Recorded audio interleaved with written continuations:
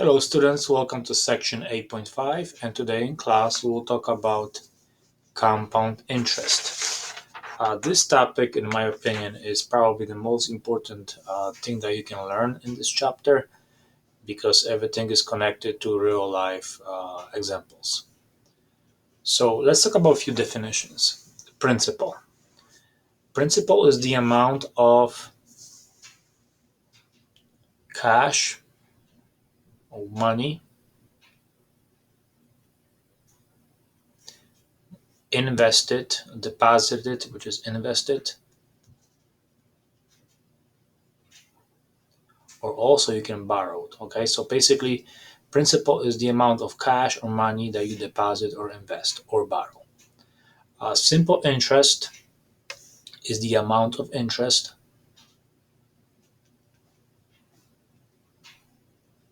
paid only on the initial principal. Now, compound interest is the amount of interest paid on principal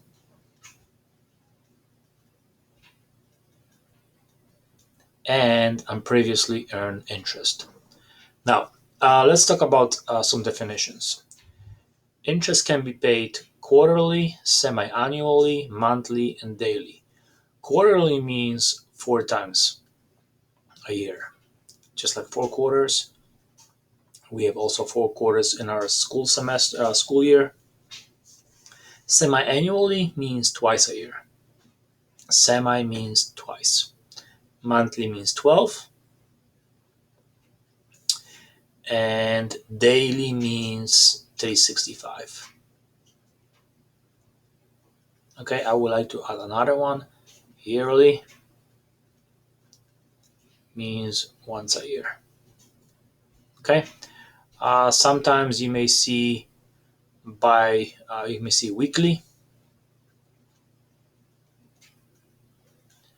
and by definition we have 52 weeks in a year. Now it's always controversial when we talk about leap year, but again, by definition, 365 days in a year. Okay, so that's our introduction to our problem, to our section. So let's look at the formula that we would like to introduce in this section. Very complicated, but on the other side, very easy to understand and very useful. So what is A? Okay, A is the amount of money in the future or after time. So this would be money in the future. P is the principal or money invested. T is time, and this is important. This is in years. R is interest rate. And N is compounded monthly, daily, or yearly.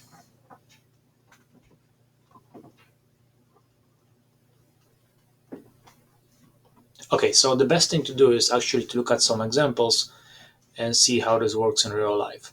So number one is assume $1,000 is deposited in an account that pays 8% annual interest. So we are depositing $1,000 that pays 8% annual interest, compounded quarterly. What is the balance after 1 year? Okay, so what is A? We are looking for it. What is P? Is $1,000. T is after 1 year, so T is 1. R is 8%, and as a decimal is 0.08. And N means compounded quarterly, which means 4 times a year. Okay, so that's how I translate the words into some variables. So now let's substitute all the numbers into our equation. So A is equal to 1,000 times 1 plus R over N, which will be 800ths over n, which is 4, raised to the power of nt, which will be 4 times 1. Now let's think about what PEMDAS. Okay, how do we simplify this? First, we do whatever is in parentheses. So in parentheses, I have 1 plus 0.08 divided by 4. So division first. So you get 1,000 times 1 plus, again, that's our first step, will be 0.02 and raised to the 4th power. Again, parentheses first.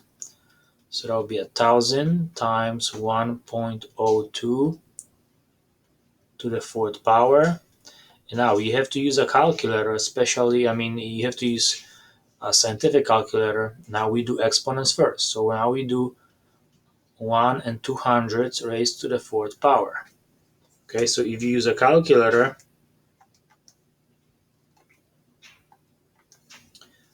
this will give you 1,000 times, and now I will keep all my decimals, which will be 1.08243216. And again, this number is probably irrational, it goes forever. Okay, and then I'm gonna multiply my answer by 1,000. So my final answer will be $1,082.43. Okay, always look back. Is my answer logical? Does it make sense? If I invest $1,000 for 1 year, at the end I'm ending up with $1,082.43, which makes sense. So my interest is basically approximately $82. Okay, so question number 2. Assume you deposit $5,000, so that's your principal, in an account that pays 6%, which is 6%, which is 0.06. Find the balance after 25 years if it's compounded quarterly. So this is question 1, it's compounded quarterly. 4 quarters in a year. So A is equal to P 1 plus R over N raised to the NT power. So I am going to substitute. So that will be 5,000. 1 plus 0.06 divided by 4 raised to 4 times 25. Okay, so this will be 5,000.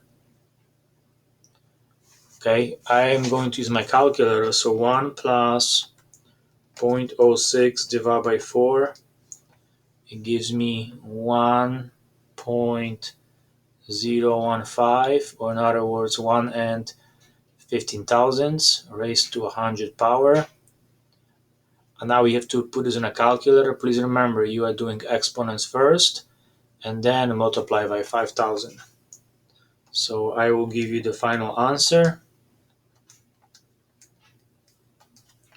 And my final answer is 22,160 and 23 cents. Now you may be surprised, that's a huge number, but again, you are investing the money for 25 years at a very high interest rate. So now, how is question B different? Now you compound it monthly, which means you are paying interest every month. So same idea, the principal is $5,000, time is still 25 years, rate is still 0.06, but in this case, N is compounded monthly, which is 12. So the formula will change slightly. Instead of N is 4, I will use N is 12. So So 5,000 times 1 plus 0.06 divided by 12 raised to 12 times 25. Okay.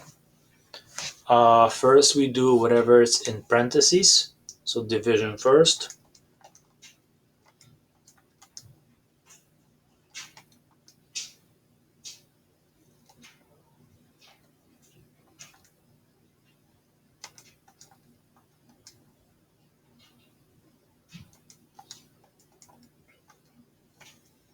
And your final answer would be 22,324 and 85 cents. So what is the point of this problem? In other words, the conditions were very similar, but if the interest compounded monthly, which means every month, you are actually gaining more money. So at the end of 25 years, instead of having $22,160, you are getting 22,324. Okay, in the long run, this is important. Okay, so question number 3. You want to have $3,000 in your saving after 3 years. So now this means in the future you want to have $3,000. So now your A is $3,000 and T is 3 years. Find the amount you should deposit. So now we are looking for the principal. Okay, this is the trick question. This is the trick part. Now we are looking for the principal. How much money should you deposit today in order to have $3,000 at an interest of 3%, which is 0.03, compounded quarterly, which is 4. So how is this different? The equation we had was A equals P 1 plus R over N raised to the NT power. So now 3,000 is our A, equals P is our variable, 1 plus 0.03 divided by 4 raised to the NT, which is 4 times 3. So now we are working backwards. Okay, so now we have to do some extra steps, or one extra step. So 3,000 equals P 1 plus 0.03 divided by 4.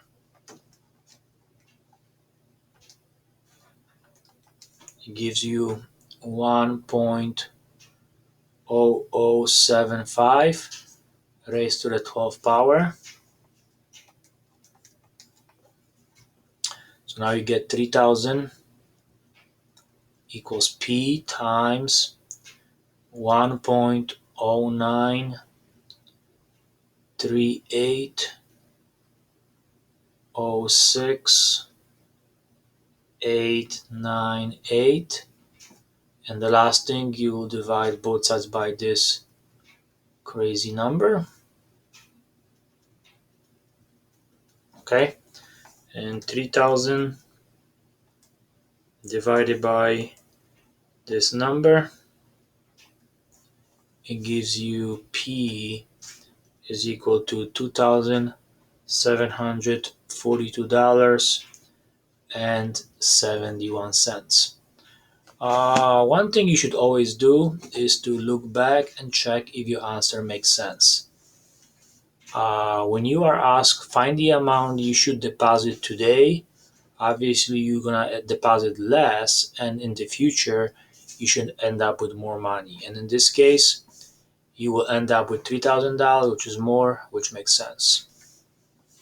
Okay. In case if your answer is slightly different by a few cents or few dollars, you probably are correct. It all depends on the calculator you are using. So again, if you do your homework, or if you do this in your notes, and if your answer is slightly different, it's mostly because you are using a different calculator and you are rounding. So question number 4, our last question. You inherited a house that was purchased for $20,000 in 1950. Okay, it is now 1995, and the value of the house increased by approximately 5,000 each year. What is the value of the house right now? So you bought a house or got a house that was purchased for $20,000.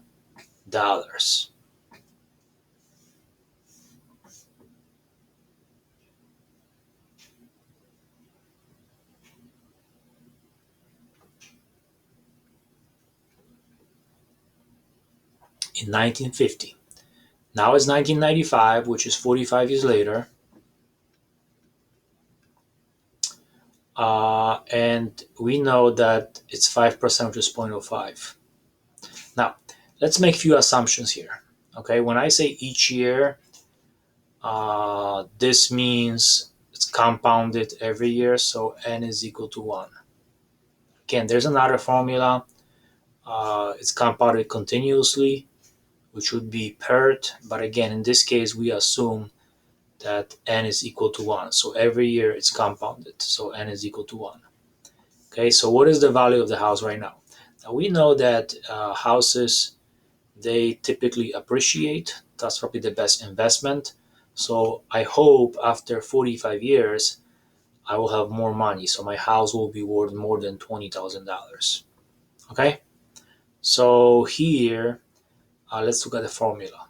A is equal to $20,000 times 1 plus 0.05 divided by 1 raised to the nt power, which would be 1 times 45.